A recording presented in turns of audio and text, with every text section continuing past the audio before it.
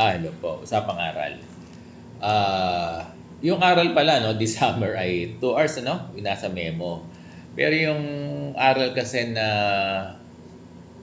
included dun sa the entire school year, parang 2 to 3, 1 hour lang eh, no? Pero itong summer, 2 hours ang aral eh. Tama ba ako? Kaya kung kung yung mga guro ay bibigyan ng lip service credit, kasi to my understanding 8 hours yan eh, para makakuha ng isang lip service credit eh, dapat 8 hours. So kung 8 hours yan, kung 2 hours per day, so 4 na araw muna magturo yung guro bago magkaroon ng isang lip service credit, no? Ganon, kung walang compensation. Ganon yan eh. May natanong yung mga guro. Kasi sabi daw ng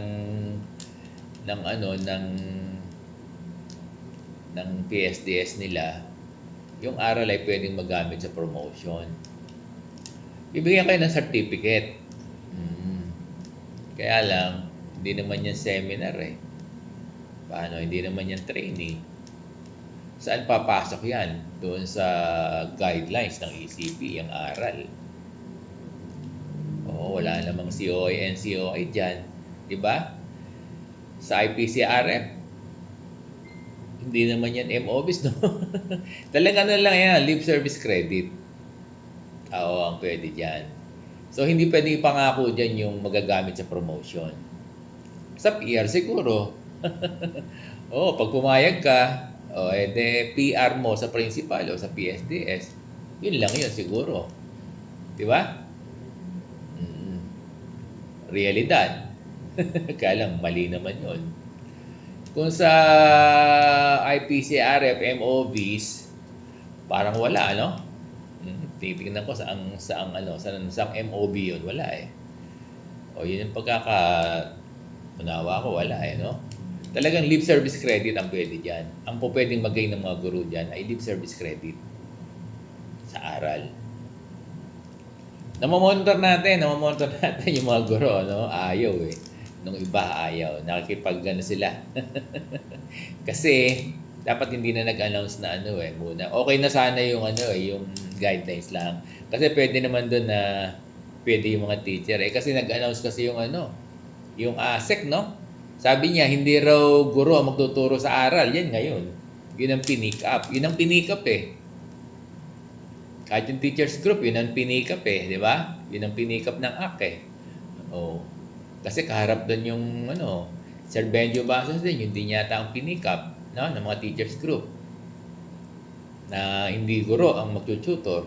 Kaya ngayon ang problema, shock absorber ang mga principal. Ngayon, no? Dami mga principal di ba may group chat kami? Meron na kami ngayon, association Association of Public School Administrators Philippines. Ayan, meron na kami association eh. Nasa almost 200 na yung membership namin. Di ba? Si Sir Bong muna ang acting president, no? Ano yan? Buong Pilipinas yan. Ngayon, sa GC namin, yan ang problema.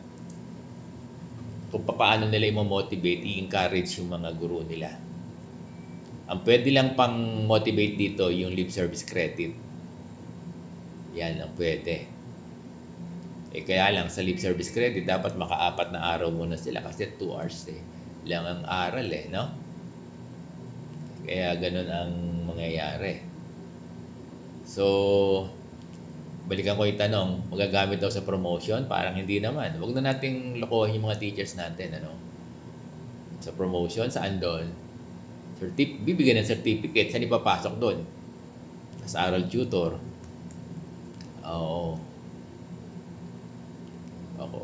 Huwag mahirap pa yun eh. Ang sabihin na lang, lip service credit, huwag nang sabihin ng mga PSD at magagamit sa promotion.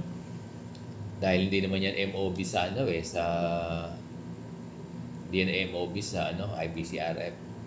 Ang sabihin na lang ay lip service credit, yes, makakakuha sila.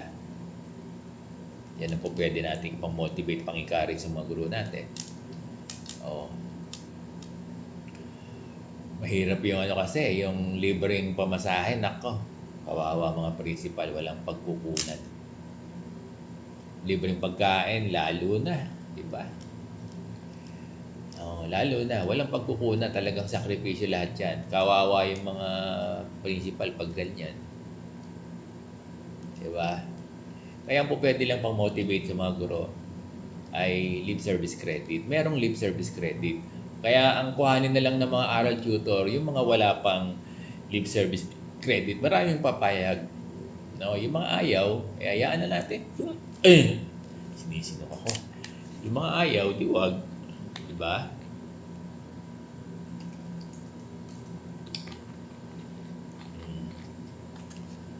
So, gano'n lang, dear teachers, no? Pag kinuha kayo, malapit lang naman kayo sa school, di ba? Yun na lang lip service credit. Oh, magagamit ba sa promotion? Parang hindi naman. Kasi huwag nang lokohin yung mga teachers, no? Sabihin na lang yung totoo. Mahirap pa yung lulukohin yung mga teachers eh. Sabihin mo na lang, ang totoo, may lip service credit. Yun lang.